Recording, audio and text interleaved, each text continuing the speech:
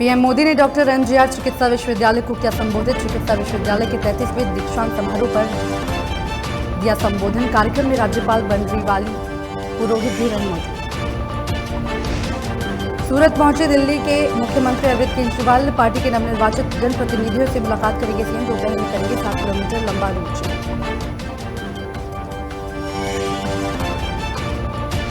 Ganga expressway के लिए 12 जिलों के 522 गांवों की खरीदी जाएगी जमीन। जून मध्य तक एक्सप्रेसवे के लिए भूमि क्रय की प्रक्रिया की जाएगी पूरी।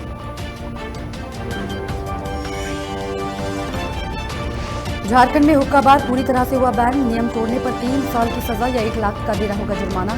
सिगरेट और अन्य तंबाकू उत्पाद पर भी बने नियम। लक्सर में पूर्णिमा स्नान को लेकर लक्सर प्रशासन हुआ अलर्ट। 3 दिन के लिए शहर में भारी वाहनों पर लगाई रोक। श्रद्धालुओं के लिए कोरोना की जांच बताई महत्वपूर्ण।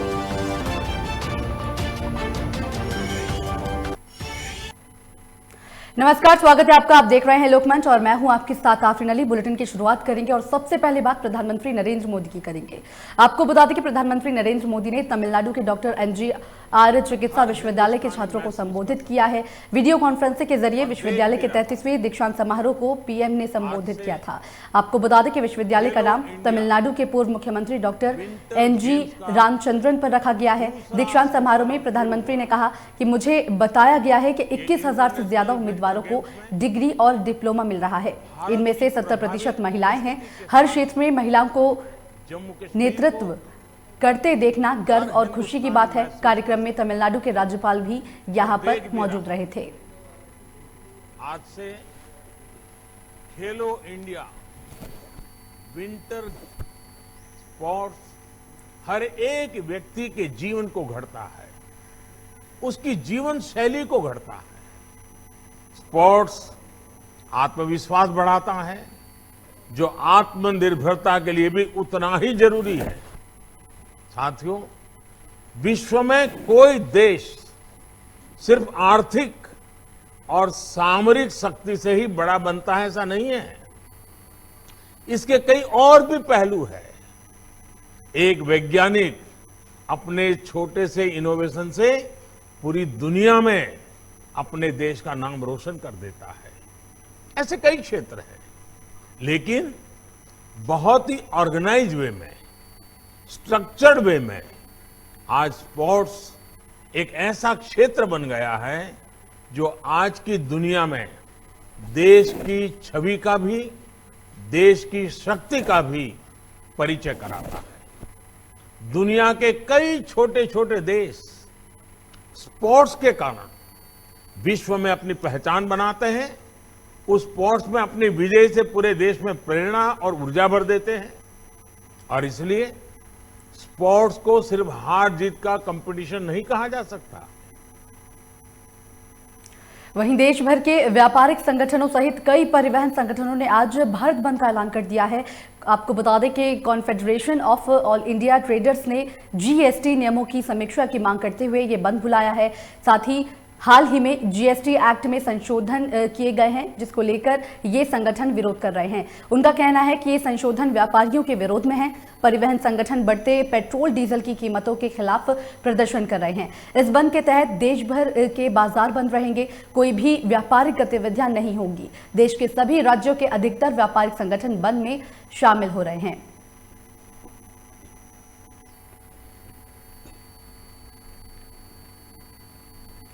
उद्योगपति मुकेश अंबानी के घर एंटीलिया के बाहर जिलेटिन से भारी गाड़ी बरामद होने के बाद हड़कंप मच गया है। पूरा इलाका छावनी में तब्दील हो गया है। मुंबई पुलिस जगह जगह नाकाबंदी लगाकर चेकिंग अभियान चला रही है। इस बीच संदिग्ध गाड़ी के अंदर से एक लेटर भी यहां पर बरामद किया गया है। इस पूरे मामले में पुलिस ने केस भी दर्ज कर लिया है। रिलायंस इंडस्ट्रीज के मालिक मुकेश अंबानी के घर से कुछ दूरी पर गुरुवार की शाम एक संदिग्ध गाड़ी के मिलने से हड़कंप मच गया था। स्कॉर्पियो कार से 20 जिलेटिन बरामद किए गए। मौके पर पहुंची पुलिस और बम निरोधक दस्ते की टीमों ने गाड़ी को अपने कब्जे में ले लिया है। साथ ही मामले की जांच पड़ताल भी शुरू कर दी गई है। गाड़ी में से एक लेटर भी बरामद हुआ। इसके बाद से मुंबई पुलिस अलर्ट मोड पर आ चुकी है। चेक पोस्ट पर पुलिसकर्मियों को तैनात कर दिया गया है। साथ ही इस दौरान आने जाने वाली हर गाड़ियों की चेकिंग की जा रही है। घटना के बाद मुंबई पुलिस और सुरक्षा एजेंसियां सतर्क हो गई हैं। मुकेश अंबानी के घर के आसपास सुरक्षा कड़ी कर दी गई है। मुकेश अंबानी के पास पहले से Z+ सिक्योरिटी कवर है।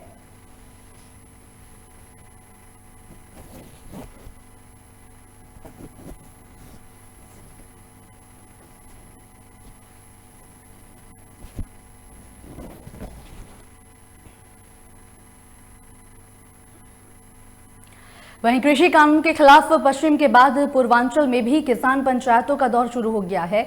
भारतीय किसान यूनियन के राष्ट्रीय अध्यक्ष नरेश टिकैत ने बस्ती के मुंडेरवा में किसान महापंचायत की। सबसे पहले उन्होंने मुंडेरवा में 3 शहीद किसानों को श्रद्धांजलि दी। उसके बाद उन्होंने जनसभा को संबोधित किया। टिकैत ने कहा, यहाँ पर भी परिवार के लोग हैं, आकर अच्छा लगा। किसान पंचायतों से सरकार को झुकाने का हमारा कोई उद्देश्य नहीं है। देश के प्रधानमंत्री किसानों की समस्याओं का समाधान नहीं कर सकते तो किसान कहाँ जाएंगे। पीएम में जो वादा यहाँ पर किया है किसानों की रक्षा करने का, फसलों का 1.5 गुना दाम देने का, वो वादे कहाँ हैं? हम तो प्रधानमंत्री के उन वादों को पूछने आ रहे हैं। वहीं नरेश टिकैत ने राजनाथ सिंह की तारीफ करते हुए कहा कि वो किसानों के हितैषी हैं। टिकैत साहब के जमाने से ही वो प्रदेश के 2 बार मुख्यमंत्री रहे। उनके मन में किसानों के लिए पीड़ा है, उनके ऊपर दबाव है और साथ ही अगर उनको आज़ादी दे दी जाए तो हमें उम्मीद है कि मामला निपट जाएगा। उन्हें हालात का पता है, लेकिन मोदी जी और अमित शाह जी को हालात का पता नहीं है। हम चाहते हैं कि कोई भी आगे आए, बातचीत करे। अब ये आंदोलन पूरे देश का आंदोलन हो गया है।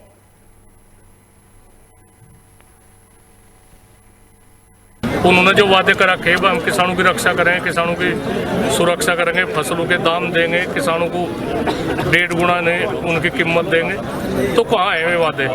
हम तो उन वादों बूझने आ रहे हैं। भाई कम से कम ये वादे तो बताओ, कहाँ है वे वादे? टिकैत जी, आपका एक बयान वायरल हो रहा है कि अगर रक्षा मंत्री राजनाथ सिंह जी को आगे लाया जाए तो बात बन सकती है, क्या कुछ है ऐसा? मैं किसानों के हितैषी रहे और पहले से ही टिकैत साहब के जमाने थे। मैं प्रदेश के 2 बार मुख्यमंत्री। वहीं पूर्व सांसद धर्मेंद्र यादव ने सदन में सीएम के लाल टोपी वाले बयान पर कहा है कि डॉक्यूमेंट गवाह हैं कि गुंडा कौन है, किसने अपने मुकदमे वापस किए हैं। जहां तक सवाल लाल टोपी का है तो लाल टोपी क्रांति की निशानी है।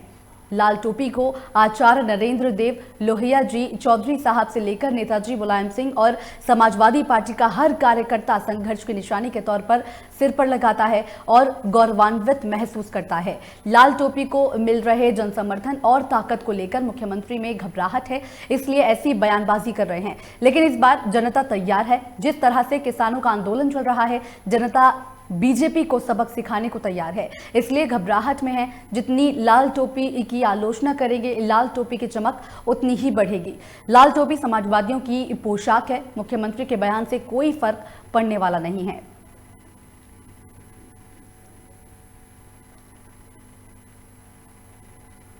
डॉक्यूमेंट गवाह हैं कि गुंडा कौन है, क्रिमिनल मुकदमे किन पे रहे, किन्होंने अपने मुकदमे खुद वापस लिए। जहाँ तक सवाल लाल टोपी का है तो ये लाल टोपी का ये निशान क्रांति की निशानी है। इस लाल टोपी को आचार्य नरेंद्र देव जी, जयप्रकाश जी, डॉक्टर राम मनोहर लोहिया जी, चौधरी साहब से लेके नेताजी, और मैं समझता हूँ आज हर समाजवादी, जिसमें हमारे पार्टी के राष्ट्रीय अध्यक्ष माननीय अखिलेश जी से लेके पार्टी के हर कार्यकर्ता लाल टोपी एक संघर्ष की निशानी के तौर पे अपने सर पे लगा के गौरवान्वित महसूस करता है। डॉक्यूमेंट गवाह हैं।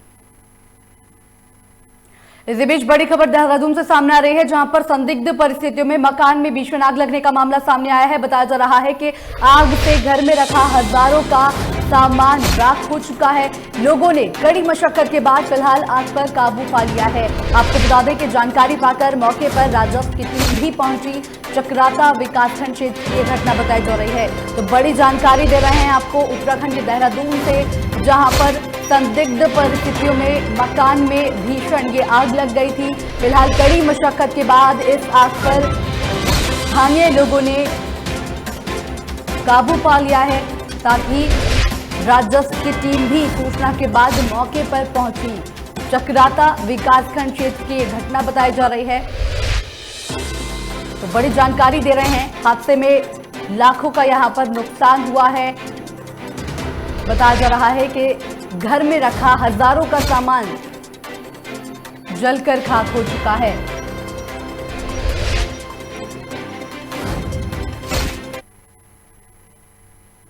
मिशन शक्ति अभियान के तहत डीएम ने मन की बात सुनी। मेला रामनगरिये के इस सांस्कृतिक पंडाल में जिलाधिकारी मानवेंद्र सिंह ने महिलाओं और छात्राओं के मन की बात सुनी है। आपको बता दें कि NAKP इंटर कॉलेज की छात्रा ने आने जाने की परेशानी की बात रखी थी, जहां पर सिटी गर्ल्स इंटर कॉलेज की छात्रा ने गेट के ठीक सामने रखे विद्युत ट्रांसफार्मर को हटाने की बात कही और कहा कि पूर्व में एक बार आग लगने से हादसा होने से बचा है। छात्राओं और महिलाओं के मन की बात सुनने के बाद डीएम ने अधिकारियों को कार्रवाई के निर्देश दिए। शहर कोतवाली क्षेत्र के पांचाल घाट पर लगा था मिशन शक्ति अभियान के तहत यहां पर मेला।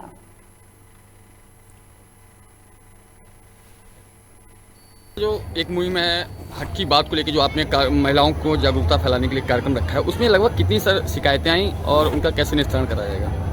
देखिए, हमारे पास आज करीब 25 शिकायतें हमें प्राप्त हुई हैं, जो कि जिसमें कि कुछ जनपद हरदोई से भी संबंधित थी। तो उनका निस्तारण तुरंत कराया जाएगा। जो जनपद हरदोई की समस्या है उनको मैंने नोट किया है और उनके जिलाधिकारी को मैं भेजूँगा, उनकी समस्याओं का समाधान किया जाएगा।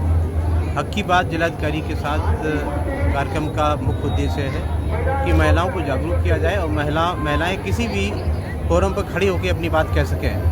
उनको सबल बनाने का एक मुहिम है, जिसमें कि प्रदेश सरकार की मुहिम है और हम लोगों को निर्देश हैं कि हम महिलाओं को एकत्रित कर उनके साथ बैठें और उनकी समस्या को खुले में सुनें। इसके अलावा कार्यालयों में भी आपको जानकारी है कि सभी जगह महिला हेल्प डेस्क जो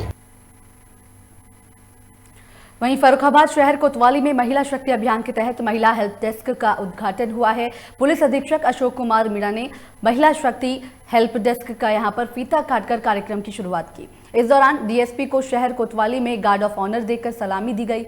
वहीं एसपी ने बताया कि महिला शक्ति हेल्प डेस्क पर महिला पुलिसकर्मियों की तैनाती की गई है, जिस पर महिलाओं की शिकायतों को विशेष तौर पर सुना जाएगा। वहीं कार्यक्रम में एएसपी, सीओ सिटी और शहर कोतवाल समेत भारी मात्रा में पुलिसकर्मी भी वहां पर मौजूद रहे।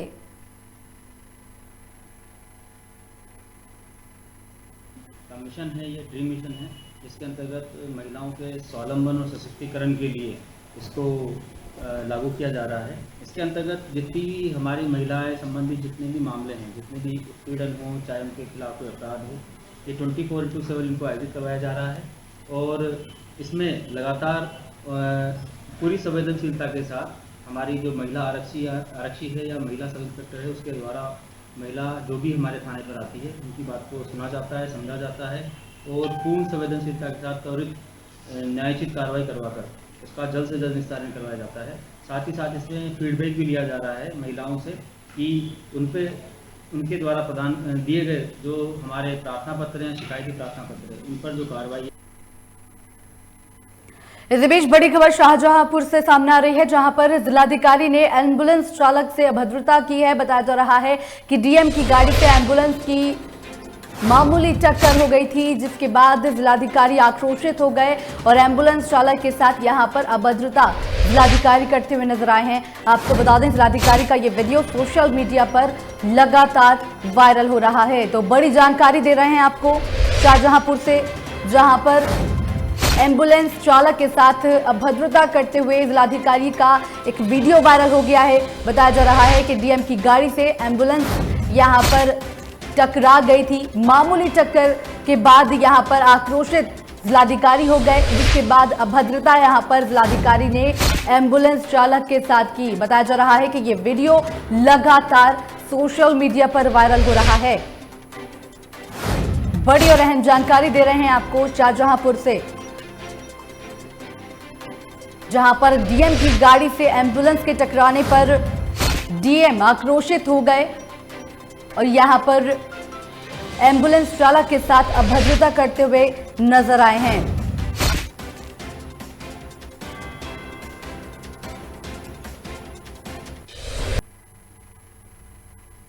वहीं हरदोई में आज समाजवादी व्यापार सभा के कार्यकर्ताओं ने जिलाधिकारी को ज्ञापन सौंपा है। राज्यपाल को संबोधित ये ज्ञापन सौंपा गया है। आपको बता दें कि विज्ञापन के दौरान जीएसटी को लेकर विरोध प्रदर्शन किया था। समाजवादी व्यापार सभा के कार्यकर्ताओं ने बताया कि बीजेपी सरकार का जीएसटी खुद बीजेपी सरकार को ही नहीं पता। कलेक्ट्रेट परिसर में आज सुबह बीजेपी सरकार के विरोध में सपा व्यापार सभा के कार्यकर्ताओं ने जमकर हंगामा काटा। इतना ही नहीं, बीजेपी सरकार के विरोध में जमकर यहां पर नारेबाजी की गई। आपको बता दें कि नारेबाजी के साथ साथ बीजेपी मुर्दाबाद के नारे भी यहां पर लगाए गए थे।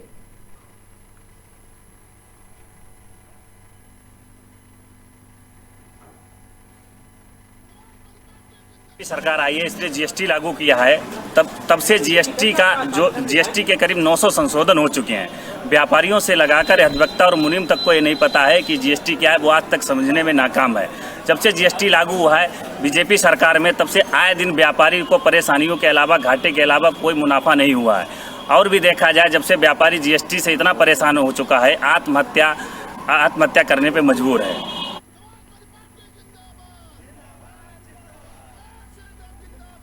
तो आपको बता दें कि हरदोई में समाजवादी व्यापार सभा के कार्यकर्ताओं ने जिलाधिकारी को यहां पर ज्ञापन सौंपा है।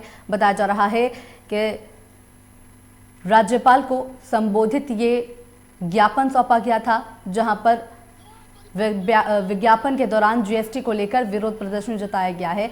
समाजवादी व्यापार सभा के कार्यकर्ताओं ने बताया है कि बीजेपी का जीएसटी को खुद पता ही नहीं है, जिसको लेकर आज उन्होंने ये प्रदर्शन किया है।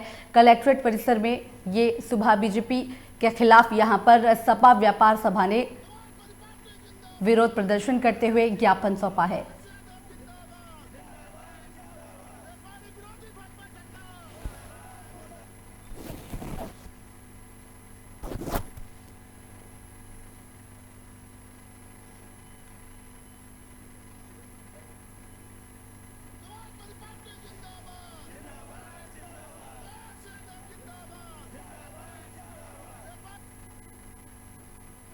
इस बीच बड़ी खबर रामनगर से सामने आ रही है, जहां पर डैम के किनारे वन कर्मी का शव बरामद किया गया है। बताया जा रहा है कि 2 दिन पहले वन कर्मी लापता हो गया था, जिसके बाद अब उसका शव बरामद कर लिया गया है। तराई पश्चिमी के छापेमार दल में वन कर्मी तैनात था। जानकारी पाकर मौके पर अब पुलिस भी पहुंच चुकी है। साथ ही ग्राम मालधन के तुमड़िया डैम का ये मामला बताया जा रहा है।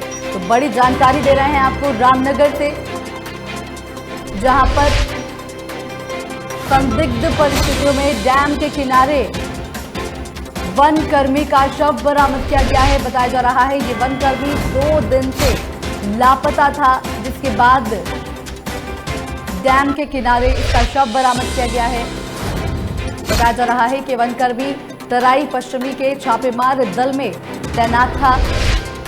साथ ही अब पुलिस इस मामले को लेकर जांच पड़ताल कर रही है। शव को फिलहाल पोस्टमार्टम के लिए भेज दिया गया है और साथ ही हर गतिविधि पर पुलिस नजर बनाए हुए है। तो बड़ी जानकारी दे रहे हैं आपको रामनगर से,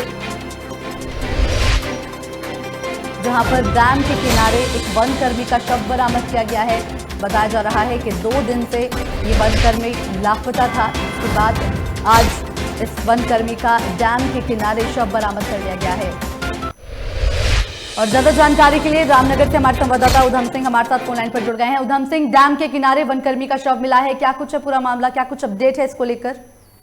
जी मैम, ये जो है तराई पश्चिमी में ये कार्यरत था ये जो है वनकर्मी, और 2 दिन पहले से ये लापता था। और अभी जो है इसका सब मिलने से जो है थोड़ा सा वहाँ आसपास के क्षेत्रों में हड़कंप भी मचा है और मौके पे पुलिस पहुंची है। इसमें ये 2 क्षेत्रों का मामला बताया जा रहा था कि ये जसपुर रेंज के आसपास भी आता है उधम सिंह नगर में, लेकिन जब वहाँ पे दोनों क्षेत्रों की जब पुलिस पहुंची तो उन्होंने जांच करी इसकी, तो ये जो है जो मालदन क्षेत्र है वो उस एरिया में इसकी जो है ये शव मिला है और मालदन पुलिस इसमें जो है मौके पे पहुंची और वो कार्रवाई कर रही है। जी, क्या किसी से कोई रंजिश बताई जा रही है? परिजनों की तरफ से क्या कुछ कहना है इस मामले में?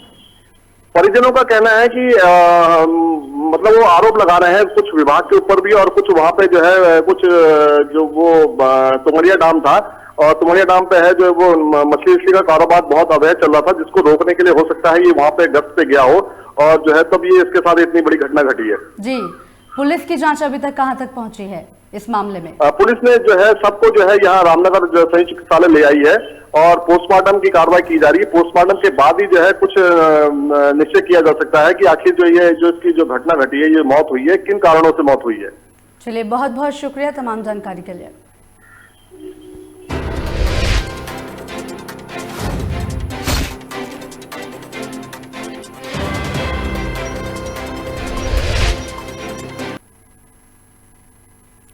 महोबा जिले में दबंग ने बीएलओ को जान से मारने की धमकी दी है। बताया जा रहा है कि धमकी मिलने के बाद विभाग के अधिकारियों को घटना के बारे में बताया गया और आरोपी के खिलाफ पुलिस को नामजद तहरीर देकर कार्रवाई की मांग की गई है। तो वहीं पुलिस ने पीड़ित की तहरीर के आधार पर मुकदमा दर्ज कर कार्रवाई भी शुरू कर दी है।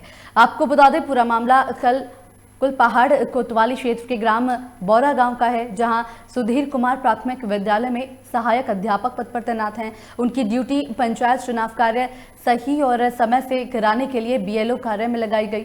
23 फरवरी को सुधीर कुमार के पास से बौरा के सतीश सिंह तोमर उर्फ बुग्गी राजा ने फोन पर पहचान पत्र बनवाने के लिए कहा। जब बीएलओ ने बोला कि अभी पहचान पत्र बनने की प्रक्रिया बंद है, तो दबंग ने फोन पर ही शिक्षक को गोलियां यहां पर अभद्रता करते हुए जाति सूचक शब्द का प्रयोग किया।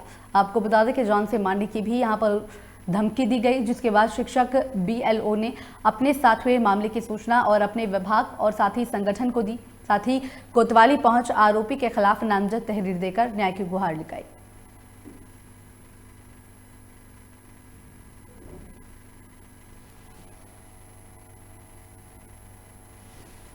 तो आपको बता दें कि यहां पर बीएलओ को जान से मारने की धमकी मिली है, जिसको लेकर यहां पर उन्होंने पुलिस में तहरीर देकर कार्रवाई की और साथ ही न्याय की मांग लगाई है। बताया जा रहा है कि फोन पर बीएलओ को यहां पर पहचान पत्र बनवाने के लिए कहा गया था। जब बीएलओ ने इसको मामले को लेकर पहचान पत्र बनने की प्रक्रिया बंद बताई, तो दबंग ने जान से मारने की धमकी दे डाली।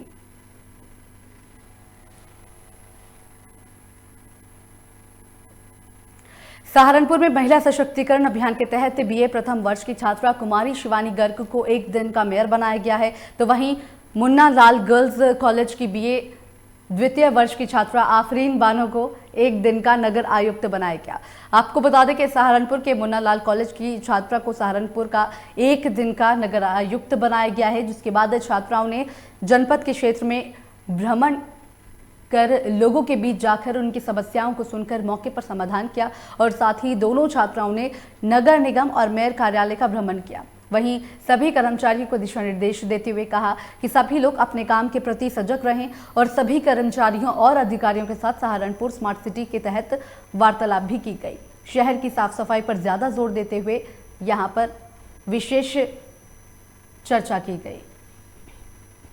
मैं इस कुर्सी पर बैठूं तो सबसे पहले बहुत अच्छा लग रहा है और उस कुर्सी पर बैठकर एक जिम्मेदारी का एहसास हो रहा है। और आज हम जब भ्रमण करने के लिए गए हैं शहर में, तो नगर निगम ने तो अपना कार्य अच्छे से कर रखा है, लेकिन जो दुकानदार है वे नहीं सफाई कर रहे हैं। हमने देखा कि दुकानदारों ने मास्क भी नहीं लगा रखे हैं, अपनी दुकान के आगे डस्टबिन भी नहीं रखे हुए हैं, तो हमने उनका चालान भी कटवाया है आज।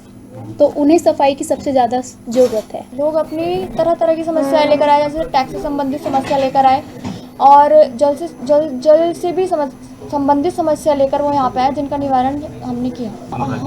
हम जब बाज़ार में गए तो हम जब दुकानों पे गए तो हमने सबसे ज़्यादा जो समस्या हमें देखने को मिली वो यही थी कि मास्क नहीं लगाया है।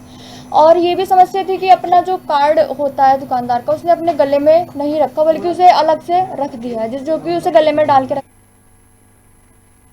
इस बीच बड़ी खबर अमेठी से सामने आ रही है, जहां पर अनियंत्रित होकर डबल डेकर बस पलट गई है। बताया जा रहा है कि आजमगढ़ से दिल्ली बस जा रही थी। हादसे में 20 यात्री यहां पर घायल हो गए हैं, जिनको सीएचसी में भर्ती भी करवा दिया गया है। बताया जा रहा है कि गंभीर हालत के चलते 2 यात्रियों को जिला अस्पताल के लिए रेफर भी कर दिया गया है।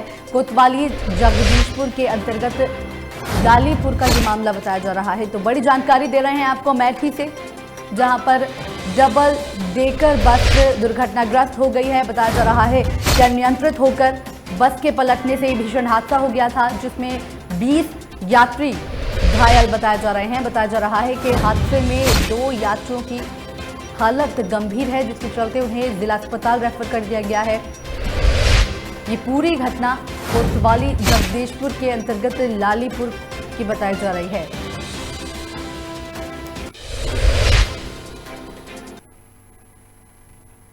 इस बीच बड़ी खबर फर्रुखाबाद से है, जहां पर संदिग्ध परिस्थिति में महिला ने फांसी लगा ली है। बताया जा रहा है कि घर के अंदर फंदे से महिला का शव लटका हुआ मिला, जिसके बाद महिला के परिजनों ने ससुराल पक्ष पर आरोप लगाया है। आपको बता दें कि जानकारी पाकर मौके पर पुलिस भी पहुंच गई है। थाना नवाबगंज क्षेत्र के गांव आसलपुर का मामला बताया जा रहा है। तो बड़ी जानकारी दे रहे हैं आपको फर्रुखाबाद से, जहां पर संदिग्ध परिस्थितियों में महिला का फांसी के फंदे से शव लटका हुआ बरामद किया गया है। बताया जा रहा है कि महिला के परिजनों ने ससुराल पक्ष पर हत्या का आरोप लगाया है, जिसको लेकर अब पुलिस मामले की जांच पड़ताल कर रही है। मौके पर पहुंचकर शव को फिलहाल कब्जे में लेकर पोस्टमार्टम के लिए भेज दिया गया है। ये पूरा मामला आपको बता दें कि थाना नवाबगंज क्षेत्र के गांव आसलपुर का बताया जा रहा है। और ज्यादा जानकारी के लिए फर्रुखाबाद से हमारे संवाददाता अमोद तिवारी हमारे साथ फोनलाइन पर जुड़ गए हैं। अमोद, संदिग्ध परिस्थिति में एक महिला की मौत हुई है, फांसी के फंदे से शव लटका हुआ मिला है, क्या कुछ है पूरा मामला? क्षेत्र के गांव आसलपुर का मामला है, जहां पर एक महिला ने कमरे में कुंडी अंदर से बंद कर फांसी लगाकर आत्महत्या कर ली है। वहीं महिला के फांसी लगाने की परिजनों को, पड़ोसियों को तब जानकारी हुई है जब कमरे के बाहर खेल रही बच्ची मनु रोई है। उसके बाद पड़ोसी किशोरी घर में पहुंची है, तो उसने जब तिवारे से झांक कर देखा तो अंदर बच्ची की मां जो ममता थी वो फांसी के फंदे पर झूल रही थी। उसके बाद उसने अन्य लोगों को सूचना दी है। वहीं महिला का पति फेरी लगाने गया था और जो ससुर थे वो खेतों की तरफ गए थे, घर पर कोई मौजूद नहीं था। उस दौरान महिला ने फांसी लगाकर आत्महत्या की है। सूचना के बाद जब परिजन पहुंचे उसके बाद पुलिस को सूचना दी गई है। तो सूचना पर सीओ मोहम्मदाबाद सोहराब आलम व हल्का इंचार्ज विद्यासागर तिवारी पहुंचे हैं। उन्होंने सबको नीचे उतरवाया, उसके बाद घटना की जानकारी ली है। वहीं इस मामले पर जब मृतका के परिजन मौके पर पहुंचे तो मृतका के पिता सहदेव ने ससुरालियों पर दहेज के लिए प्रताड़ित करने व हत्या करने का आरोप लगाया है। वहीं मृतका के ससुर का कहना है कि वह खेतों पर गया था और उस दौरान घटना घटी है। इस तरीके की कोई वो बात नहीं है और ना ही कोई घर में झगड़ा फसाद हुआ था। बहुत बहुत शुक्रिया अमोद तमाम जानकारी के लिए।